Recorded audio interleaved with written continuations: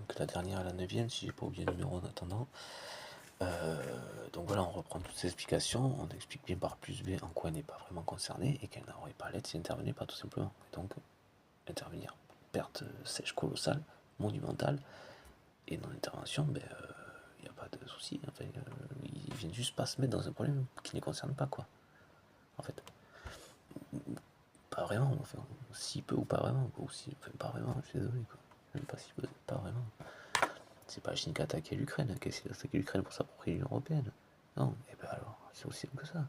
Et notre défense est légitime. Notre défense de l'Ukraine et donc du territoire européen est légitime. Qui plus est parce que l'Ukraine dans le tuyau de l'adhésion à l'Union Européenne. Ce qu'on fait est indiscutable. Contrairement à ce qu'a fait Poutine et du point de vue de la logique, même mécanique, mathématique, une intervention de la Chine, quel serait le sens en fait? Pourquoi faire? À quoi bon? Vous fonctionnez bien, c'est presque courir ça à leur perte. C'est juste en termes de proportion, on cherche à diminuer personne. C'est pas la question. La Chine est un pays de la seconde puissance économique mondiale, c'est un pays puissant, militairement, aussi, je veux dire. Personne n'a de doute là-dessus, c'est pas la question. Mais il n'empêche que,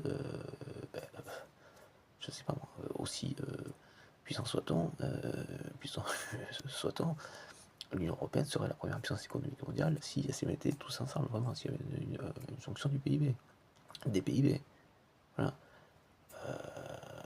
Et bien donc, pour décaler d'un principe de guerre, et bien aussi puissant soit-on, si tous les autres petits se regroupent, vous n'êtes plus le plus puissant. Et donc c'est juste ça, ce qui se poserait comme problème. C'est aussi puissance soit-elle, ou voilà, si aussi tous les pays du monde étaient contre les États-Unis, ben aussi puissance soit-elle, elle ne tiendra pas. Et là, c'est pas pareil pour la Chine.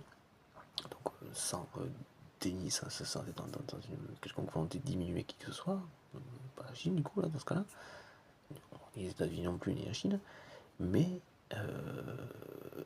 ce serait une défaite. C'est à peu près quasiment 100% sûr, quoi. Même pour la Chine, oui, qui elle, par contre, devait être en réalité la seconde puissance militaire mondiale. Même quand Poutine le disait. Je crois que Poutine n'a jamais été. Oui, il n'y a peut-être pas un zéro, mais à deux chiffres, mais c'était peut-être pas très loin, hein. Juste comme ça, au cas où, quoi. En termes de surface, proportion, oui. Allez, peut-être, mais pas seconde. Peut-être dans les 10 premiers, mais pas seconde, ça c'est sûr. C'est clair, rien. Enfin bon, donc voilà, les États-Unis, dans cette vision globale, on est